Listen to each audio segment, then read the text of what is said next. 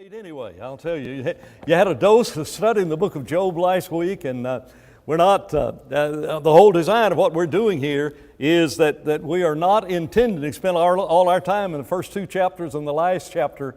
That's the way we study Job. We talk about what happened whenever God said, have you considered my servant Job and everything. Spent all that time talking about the adversity Job had.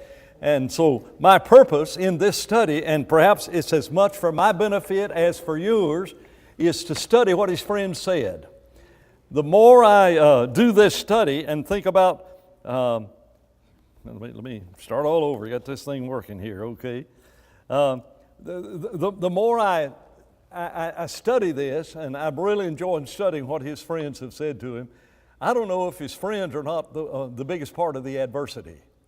I mean, the other is physical, and I understand it, and it becomes emotional whenever those children die, and I know that's not physical, that's emotional and everything.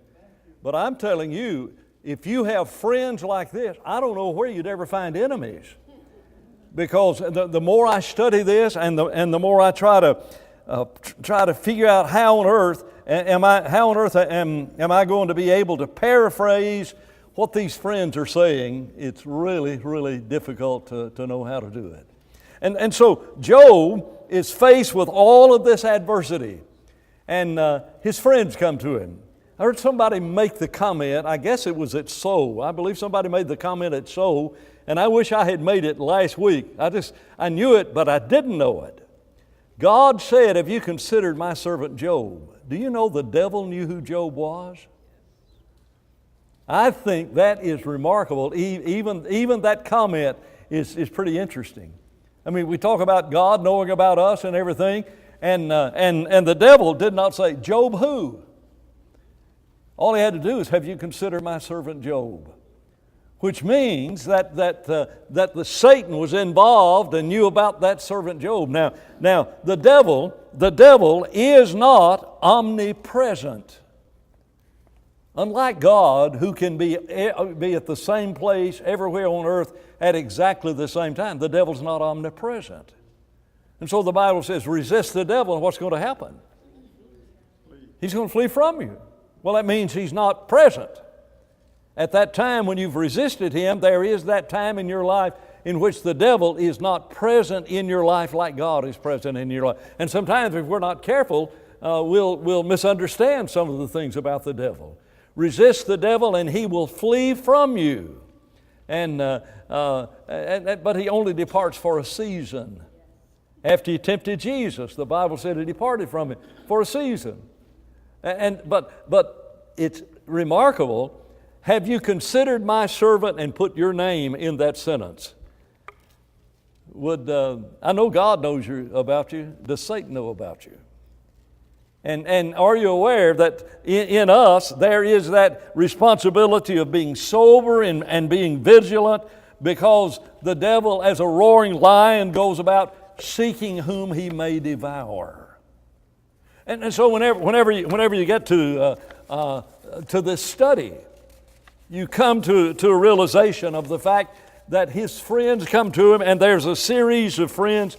Last week, if you can just get to that slide that says end of lesson 1, if you can back up to that slide, end of week 1, we sort of stopped right in the middle of Eliphaz. Eliphaz in chapters 4 and 5, it talks about that suffering causes trials. And last week we looked in chapter 4 and we talked about Job's former blessings and the blessings that he formerly had. And then all of a sudden Eliphaz says, guess what, Job? God, your sin is the cause of your punishment. I mean, he's just talking about Job. God was really, really in your life, but it's not there anymore. Now, wonder what caused that, Job.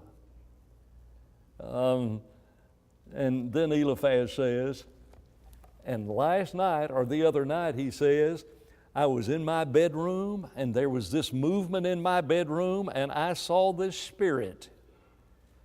And this spirit was there, and figuratively this spirit told me that you're a sinner. And that's where we finished up last week. How do you know that happened? How do you know that happened?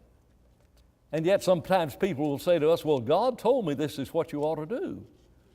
Or sometimes individuals will say, well, I've been praying about this and I just arrived at the conclusion overnight that this is exactly what I should do. Wait a minute. Is the devil in your life? Is the devil trying to tempt you to get you to do wrong and everything? Let me say it this way. When God speaks, listen, He doesn't whisper. Joe, did you hear that? When God speaks, He doesn't whisper. God speaks with an exclamation point. Now, I want you to go to Mount Sinai.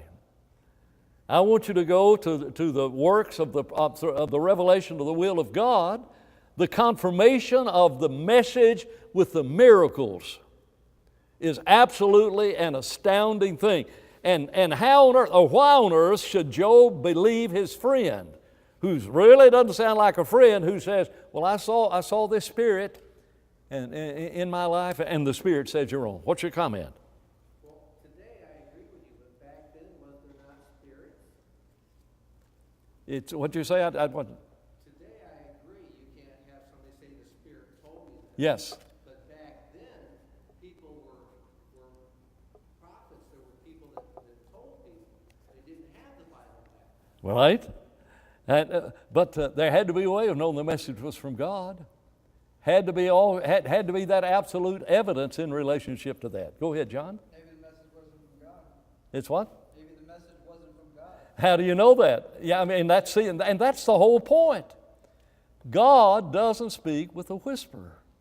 Wasn't Job in the patriarchal time though when God spoke directly to the patriarchs? Yes. Not through prophets. Yeah. Well, you see, you've got the confirmation in the Old Testament of Elijah and Elisha. And all of a sudden, there's not been a multitude of miracles, but right before you got Isaiah, Jeremiah, Ezekiel, Daniel, Hosea, Joel, Amos, Obadiah, Jonah, and you get these last 16 prophets of the Old Testament, along comes Elijah, who does 7 miracles, and his protege, Elisha, who took his place, asked that he might have a double portion of the spirit of Elijah.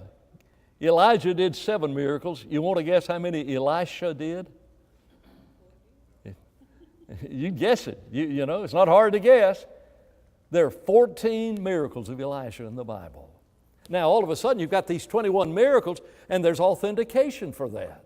And so in the New Testament church, not everybody could work miracles, even others, those who had other spiritual gifts, like the gift of prophecy. But the authenticity of the message was made possible by the miracles that the apostles had done, and Jesus' statement that said, I'll send you prophets, I'll send you wise men and scribes. And so Jesus said, I'm going to send these prophets.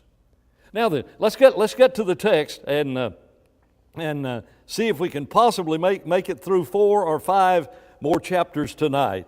Let's look in chapter 5. In chapter 5, the early part of chapter 5, Job's friend. Now, become Job, and you're sitting there, and Job's friend says that God is just, and He punishes individuals, and the ones He punishes are those who are wrong. You know how Job's going to describe these people? Miserable comforters. Have you ever had anybody that tried to say something to you and it all came out wrong, and you just wish they'd leave? You wish they hadn't even come. You know, listen to Job. Job says, call out now. Is there anyone who will answer you yet? And to which of the holy ones will you turn? Go ahead, Job. Call out to God. Which of the holy ones are you going to turn? Wrath kills a foolish man, and envy saves a simple one. I have seen the foolish taking root, but suddenly I cursed his dwelling place. And then he says, his sons are far from safety. They are crushed in the gates, and there is no deliverer. Whose sons are crushed? Whose sons had just been crushed? God gets after the wicked, and there's no one to whom they can turn. Job, would you please leave? Isn't that amazing? I mean, he says, Job, don't you understand that all of this adversity that's come upon you? And he says, Verse 6 says, affliction does not come from the dust, nor does trouble spring forth of the ground. Man is born in trouble as the sparks fly upward. But as for me, Job, if I were you ever have a friend like that? Let me tell you what I'd do if I were you. Well, they're not you. And they don't understand the real situation. You talk, well, I'll tell you what, if I was married to him, I'll tell you what I'd do. Well, you're not married to him. You don't know how he's going to respond whenever you do what your friend says you ought to do. Now, the Bible says, in the multitude of counselors, there's wisdom. But you need to hear the other part. Psalms 1 says, he walketh not in the counsel of who? The ungodly. Just because somebody says, if I were you, wait a minute, is that person a godly person? I mean, here's Job's friend says, now Job, if I were you, I would seek God and I would commit my cause. God who does great things, unsearchable, marvelous things without numbers. He pours out rain on the earth and He sets on high those who are lowly. I'm in chapter 5, verse 11. And those who mourn are lifted up to safety. He frustrates the devices of the crafty so that their hands cannot carry out their plan. And He catches the wise in their own craftiness. Guess what, Job? You're caught up in the anger of God. Job, just go ahead and tell us what you've done. Now, that's not, I've added that phrase there, but that's the implication of everything he's saying. That's why I said, this may be worse than the adversity that he has. What do his friends do when they get there? They look at him. For how long? 7 days. Is there anything worse than having somebody just looking at you when you're in pain? And they just sit there and stare at him. I can think of only one thing worse, and that is when they open their mouths. You know, I remember once Judy had a miscarriage when we were in New Zealand and carried her to the hospital. And they carried her back, and it's hard in the British hospital. Forgive me, you folks from England and the British Commonwealth. It's hard to get kind of service in New Zealand that you can used to in America. And Judy was really, really hurting. And so I found a nurse, and I said, she's really hurting. She's got a lot of pain. And the lady came in to Judy, and she said, are you in pain? And Judy said, yes. And she just went, and just shook her head and walked right out. Now, I've got a temper. I know what I want to do to that woman. That's my wife. Don't you walk out of here without saying, I'll be back with some pain medication in a minute or something. Just walked out, just clicking her tongue, and walked away from her and everything. That's what Job's friends are doing. Shame on you, Job. We're here, and now we're opening up our mouth, and God takes care of what is that, verse 15? He saves the needy from the sword, from the mouth of the mighty. The poor have hope, and injustice shuts her mouth. But blessed is that man whom God corrects. Therefore, Job, everything that has happened to you, it is God correcting you. And you just need to accept the fact that you've done wrong and God's out to get you. You want a friend like that? And that's the very statement that Eliphaz has to say. We cannot read every one of the verses, but he says, look in verse 19. Job, if you'll just confess, He will deliver you in 6 troubles. Yea, in 7 no evil shall touch you. Job, if you just fess up. In famine He shall redeem you from death, and in war from the power of the sword. You shall be hidden from the scourge of the tongue. Guess whose tongue I'd like to be hidden from? Eliphaz, I can't say shut up. But Eliphaz, be quiet. And so he says, you shall be hidden from the scourge of the tongue, and shall not be afraid of destruction when he comes. Job, just go ahead and admit that you are wrong in what you have done. And it says in verse 25, if you'll just fess up, you shall know that your descendants shall be many, and your offspring like the grass of the earth. You shall come to the grave at a full age, and a sheaf of grain ripens in its season. Behold, Job, closing statement, we have searched this out. It's true. Listen to us, Job. Hear us, and you'll just learn the truth. You know Job's statement, Job's first speech, remember that last week? Why was I born? Why didn't I die in birth? You know, what's this all about? And so when you get to the next chapter, you get to the point where now Job begins to give his answer to his friends. But he begins in those early verses by talking about all of the things, that he has suffered. Verse 2, "Oh, that my grief were fully weighted, and my calamity laid with it on the scales. It would be heavier than all of the sands on the sea." How much pain you got, Job? What's the weight of all the sand on the sea? My pain's greater than that. That's remarkable. Let me just make a comment about verse 1. I may make it several other times in this study.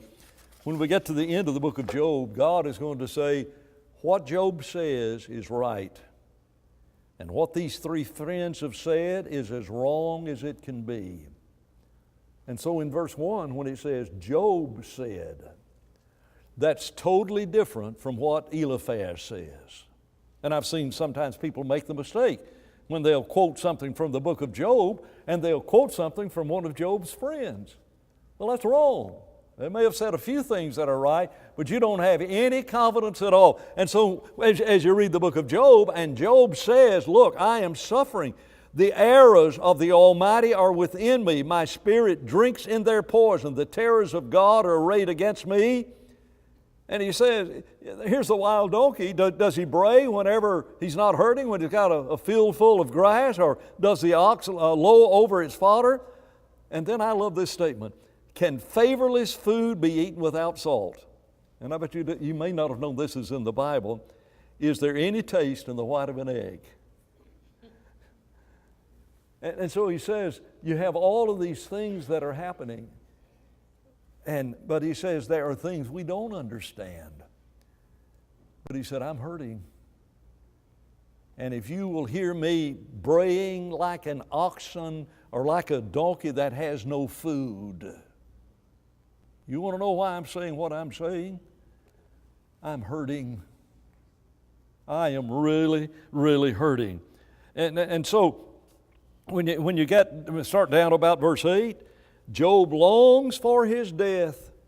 Oh, that verse 8, oh, that I might have my request, that God would grant me the thing that I long for. Job, what do you long for? I want to die.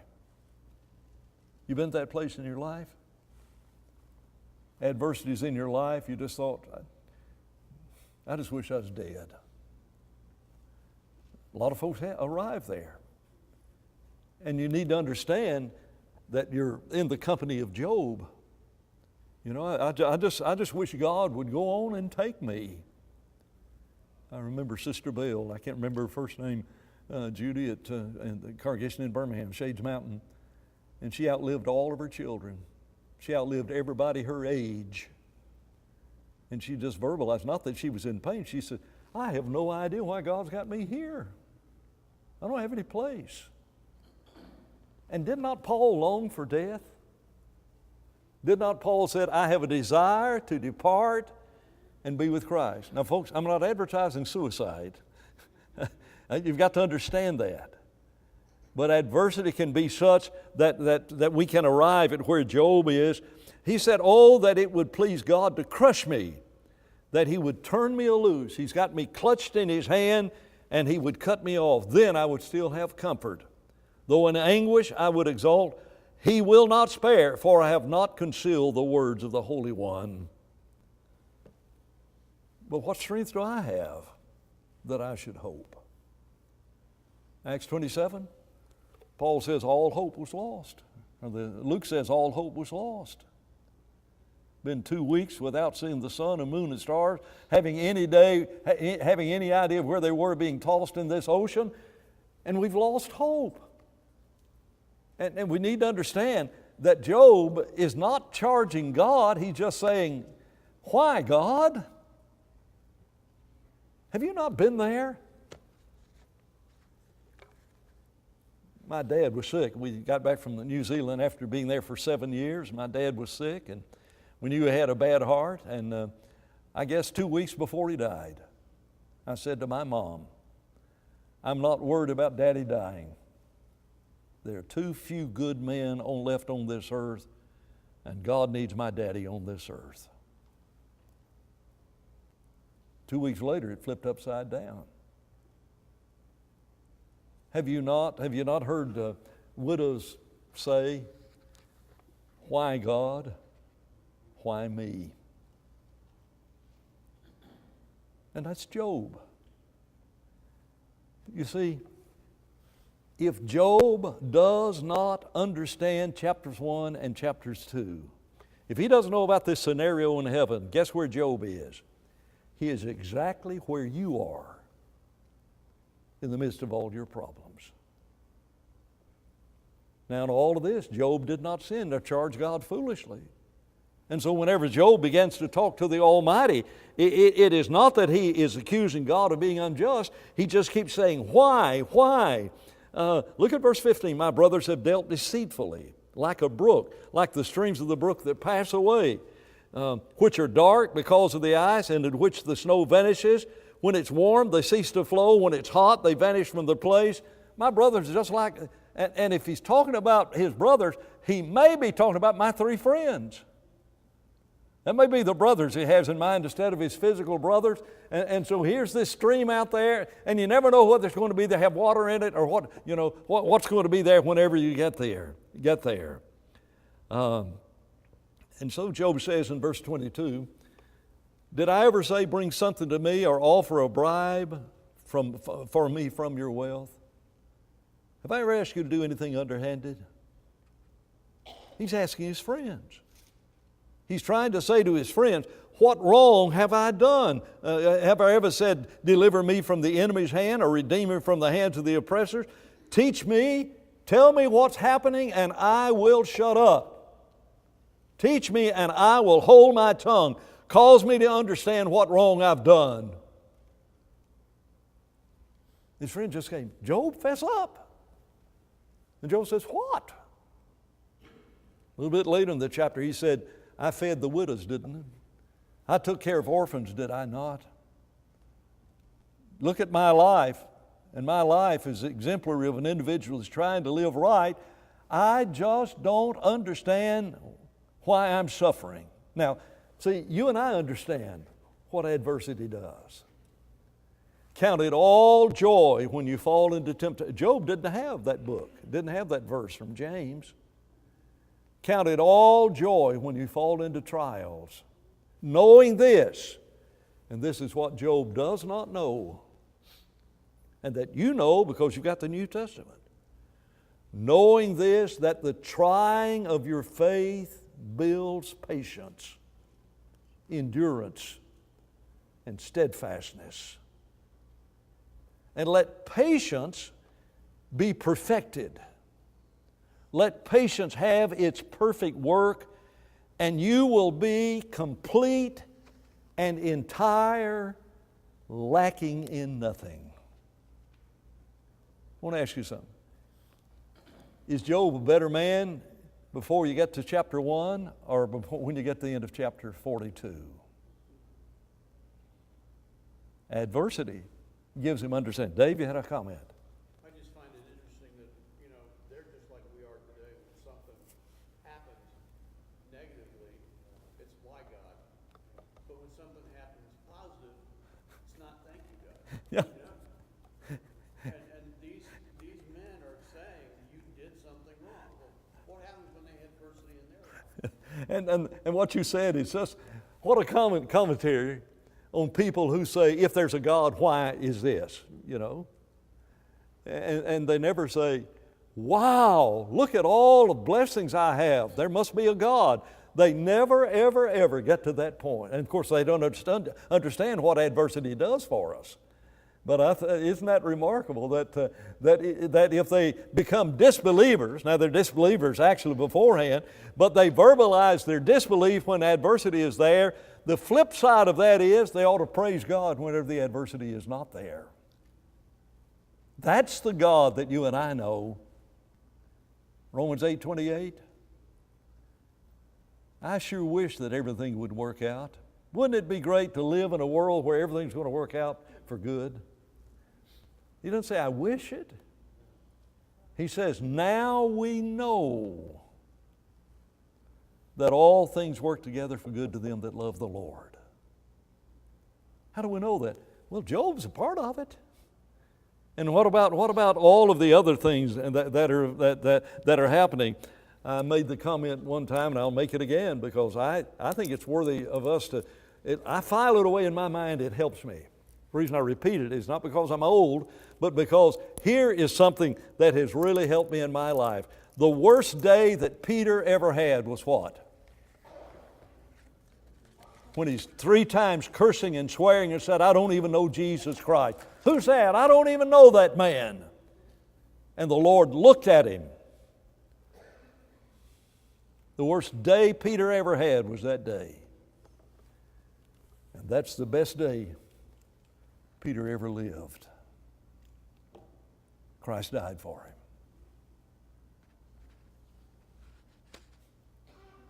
That's not bad, is it? And we've got that understanding. But Job's friends are as far away from that as they can be. He says, he says in verse 29, yield now, let there be no injustice. Yes, concede, my righteousness shall stand. Job said, what have I done? Here you are bringing all these charges. Is there any injustice on my tongue? Does it, just tell me what wrong I've done. And then you get to chapter 7. And chapter 7, let me get down here to my notes. I've got verse 22 and 23. I've got to go back and get those on chapter 6, I guess that is. Job doesn't say, I'm sinless. We need to point that out. Look back in verse 20 and 21. He does not say that I'm sinless.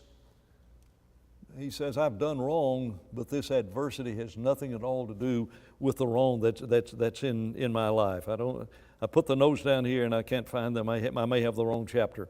Look at verse 25. How forcible, I'm in chapter 6, by the way. How forcible are right words and the speeches of a desperate one. But what does your arguing prove? Isn't that great? How forceful are right words, but you hadn't said anything that was forceful. 2 views of life. 2 views of adversity. And Job, characterized by integrity in all of this, Job does not sin. He's just filled with questions.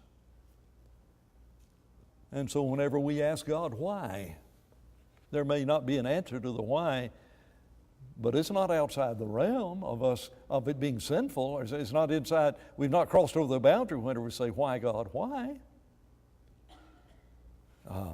And so that in and of itself is not sinful.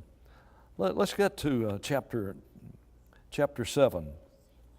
That's look in verses 3 through 19. Chapter 7, verses 3 through 19. And the whole point of this is Job in these verses is saying, how long, O Lord, how long? He says, there is there not, a time of hard service for men on the earth? Are not his days also like the days of a hired man? A servant who earnestly desires the shade, and a hired man looks for his wages. So I have allotted months of futility. I've been allotted months of futility and weariness, and wearisome nights have been appointed to me. even a slave gets to break and take time under the shade tree. And the laborer, not the slave, but the man who earns, who is out working, he gets his wages. But Job says, guess what I've got? And somebody asked me last Wednesday night about how long was it before, how long did Job suffer in relationship to this? Well, here's one of those verses. It's been going on for months, is what it sounds like. I have been allotted months of futilities, and wearisome nights have been appointed me.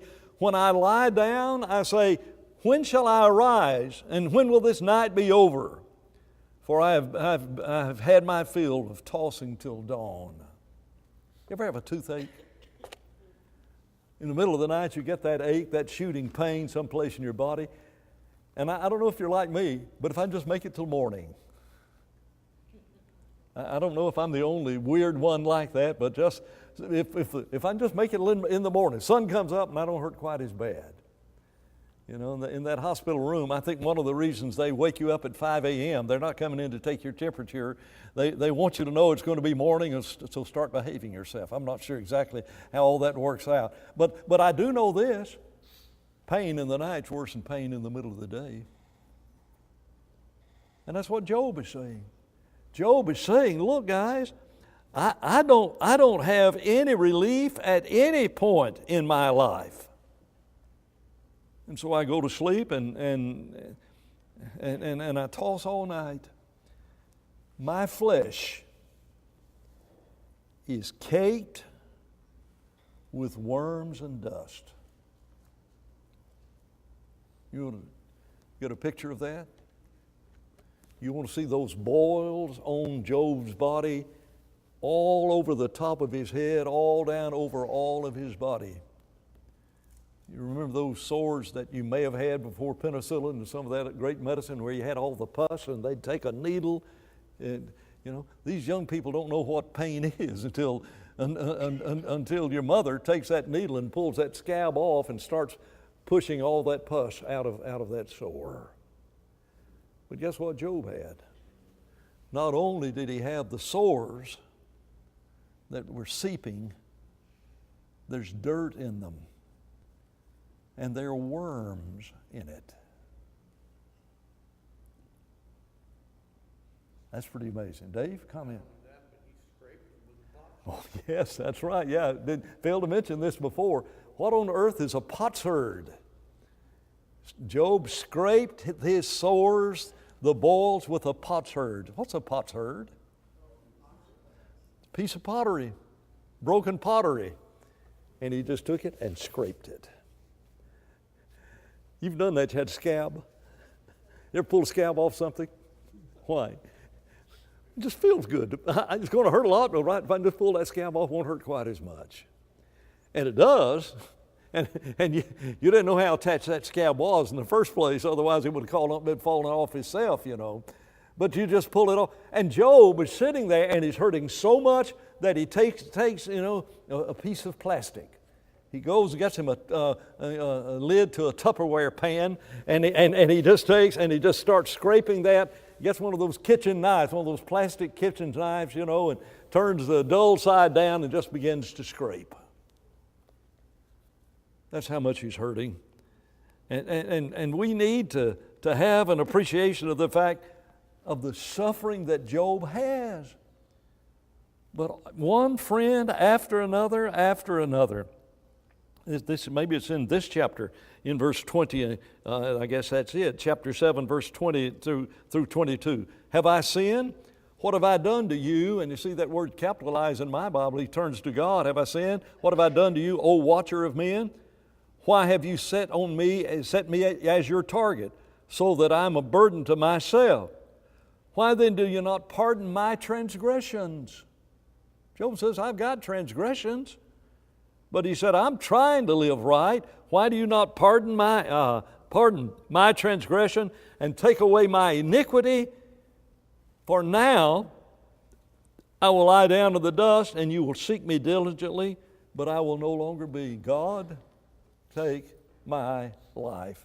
Let me lie down to the dust and die.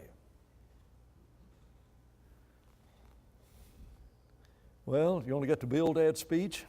I don't know how much time we've got. I got about 3 minutes. Got 5 minutes. Look in chapter 8. Look in chapter 8, those first verses. Bildad the Shuhite. He's called a Shuhite because there were these people in Bible lands that were 3 inches high. They were shoe high. You don't believe that, okay? I made that up, but I mean, when I read about a Shuhite, I just wonder, what's a Shuhite? I don't know. Probably not a 3-inch midget. But anyway, the Shuhite said, Job, how long will you speak these things? How long will your mouth be like a bag of wind? How's that for an opening comment? Bad enough, he had to listen to Eliphaz, had to deal with Eliphaz, now his second friend. Maybe there'll be some relief. Do you think God has subverted judgment? You think God has brought judgment on the wrong person? Or does the Almighty pervert justice? God, Job, don't you know God? God's going to treat people the way they deserve to be treated, and the righteous never suffer. And Job, you're suffering. Isn't that amazing? Do you know the televangelist prosperity doctrine? If you'll live right, God will bless you, especially if you send your money to me. The televangelist says, and God will replace it every bit. Prosperity. And they're all over the television saying, give to me and God will bless you. Because, and the implication is, God always blesses those who are trying to live right. Who of all people in the Bible suffered the most? Shall we say Jesus?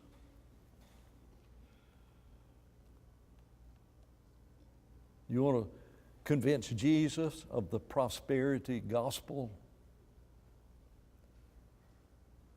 A common thing happens to the good and to the evil, and that is adversity. Rich people die, godly people die, and evil people die. Sometimes we apparently think that the evil prosper more than the righteous, but that's not always the case. Well, this is probably a good stopping place. I hope you're enjoying this. I don't know, but I tried to read this several times before I come in here and just try to get the feeling, and I try to read it, and once I understand what Bildad says, then I become Job. And I listen to what Bildad said, and if I'd been up there, I'd have taken a baseball bat and hit Bildad on the back of the head. I mean, I'm serious. He doesn't have any choice. Okay, that's a good stopping place, all right? Thank you very much.